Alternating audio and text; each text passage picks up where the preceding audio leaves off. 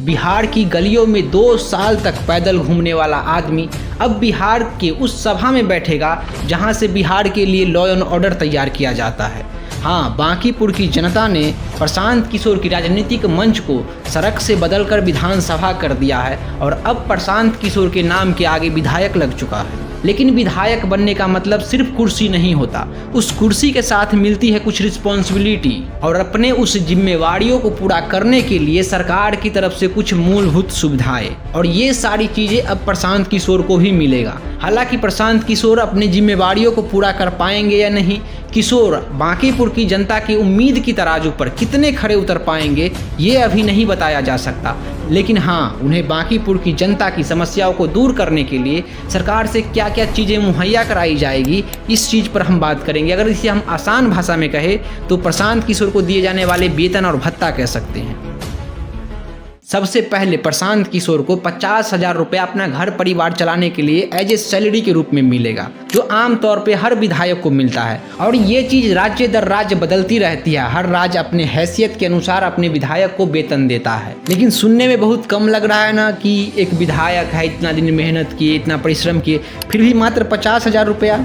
तो याद रखिए कि ये 50,000 रुपया सिर्फ एक विधायक को इसलिए दिया जाता है कि उनके नाम के आगे विधायक है, वो विधानसभा के एक मेंबर बन चुका है। और एक विधायक का काम सिर्फ विधानसभा तक सीमित नहीं होता है, उन्हें कई बार इस दफ्तर से उस दफ्तर चक्कर लगाने पड़ते हैं, अपने क्षेत्र में मौजूद रह के जनता से मिलना पड़ता है। और इस सब में जो खर्चा आता है, इसके लिए बिहार सरकार हर विधायक को 55,000 रुपया देता है, जो अब प्रशांत किशोर को भी मिलेगा निर्वाचन क्षेत्र भत्ता के रूप में। इसके अलावे प्रशांत किशोर को हर महीने 15,000 रुपया दिया जाएगा एक पर्सनल कार्यालय चलाने के लिए, जिसे स्टेशनरी भत्ता कहा जाता है। और उस कार्यालय में कुछ स्टाफ काम करेंगे। जाहिर सी बात है कि विधायक हर काम तो खुद से नहीं करेगा, कहीं फाइल ले जाना है, कहीं से फाइल लाना है, कौन सा फाइल कहाँ का है, इस सब के लिए कुछ स्टाफ लगेंगे। तो उसके लिए किशोर को या हर विधायक को 40,000 रुपया अलग से दिया जाता है, वो पीए भत्ता के रूप में, पर्सनल असिस्टेंस रखने के लिए। और इसका उद्देश्य यही होता है कि कम से कम एक विधायक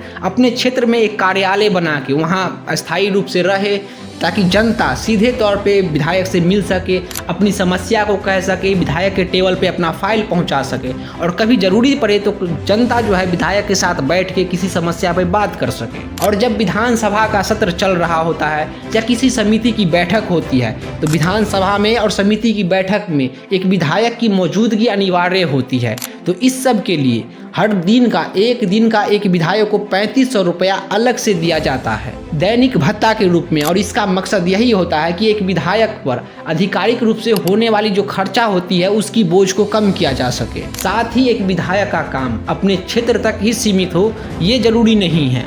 कभी कभी उन्हें कुछ मामलों में मंत्रियों से मिलने जाना पड़ता है, किसी काम को लेकर किसी अधिकारी के पास दूसरे राज्य तक जाना पड़ता है, दूसरे जिले भी जाना पड़ता है। इसके लिए एक विधायक को रेल, सड़क और हवाई यात्रा का विशेष छूट दिया जाता है, जो अब प्रशांत किशोर को भी मिलेगा। लेकिन आज के इस ऑनलाइन की दुनिया में एक साधारण व्यक्ति भी फोन और इंटरनेट के बिना कोई काम नहीं कर सकता, और विधायक तो फिर एक जनप्रतिनिधि है। और आज देखें तो हर नेता, विधायक ही क्यों, हर जनप्रतिनिधि के लिए मोबाइल और इंटरनेट एक जरूरी आवश्यक बन चुका है, क्योंकि आजकल अधिकांश शिकायतें ऑनलाइन आती हैं, मोबाइल पर ही आता है, और अधिकारियों से भी बातचीत वहीं होता है। तो ऐसे में हम कह सकते हैं कि ये उपकरण है जो मोबाइल और इंटरनेट, ये सब हमारे काम को कम करता है या जल्दी करता है। तो इसके लिए 8,000 रुपया मोबाइल इंटरनेट भत्ता के रूप में अलग से दिया जाता है। और आजकल ज़्यादातर काम में डिजिटल हो चुका है, तो इस काम को पूरा करने के लिए एक विधायक को कंप्यूटर और कुछ उससे जुड़े जो IT उपकरण होते हैं, सरकार मुफ्त में मुहैया कराती है। और बांकीपुर जीतने के बाद अब प्रशांत किशोर के नाम के आगे विधायक लग चुका है।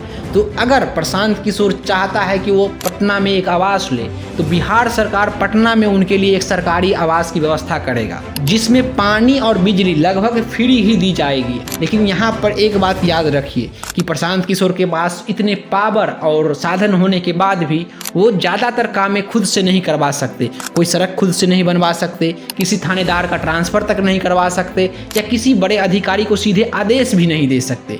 लेकिन हाँ, अब उनके पास एक ऐसा मंच होगा जहाँ से वो सरकार सरकार पे दबाव बना सकते हैं, किसी अधिकारी की या बड़े अधिकारी की जवाबदेही को तय कर सकते हैं, अपने क्षेत्र या पूरे बिहार के विकास के लिए बिहार सरकार पे दबाव बना सकता है। और असल में ये दबाव बनाना ये एक विधायक का असली पावर होता है। पर प्रशांत किशोर अपने इस पावर का प्रयोग बांकीपुर की जनता के लिए कितनी मजबूती से करेगा, बिहार सरकार से क्या क्या चीज़ छीन के बांकीपुर के लिए लाएगा, ये उनके कुछ कार्य दिवस को देखने के बाद ही पता चल सकता है। पर बांकीपुर की जनता का उम्मीद अब यही होगा कि उनका विधायक अपने पावर, अपने संसाधनों का प्रयोग बाकी विधायकों की तरह पेपर के पन्नों, दफ्तरों की फाइलों तक ही सीमित नहीं रखेगा। इन सब से आगे निकल के वो अपने इन अधिकारों का प्रयोग जनता के उन कामों के लिए करेगा जो उन्होंने चुनाव के दौरान जनता से वादा करी थी। और किशोर की असली परीक्षा अब यहीं से शुरू होगी। चुनाव के दौरान बांकीपुर की जनता से वो बहुत बड़े बड़े वादे कर गए और पर्सनली मुझे ये नहीं लगता कि किशोर विधायक रहते हुए इन सारे वादों को पूरा कर पाएंगे। मैं किशोर जी से बस इतना उम्मीद करता हूँ, वो काम करे या ना करे, सरकार उन्हें करने दे, ये सब एक अलग दृष्टिकोण हो जाता है, लेकिन वो जनता को ये बता सकते हैं कि एक विधायक आपके लिए क्या कर सकता है। वैसे हवाई बातें तो बहुत होती है, लेकिन आप क्या उम्मीद रखते हैं ये हमें कमेंट बॉक्स में बताइए।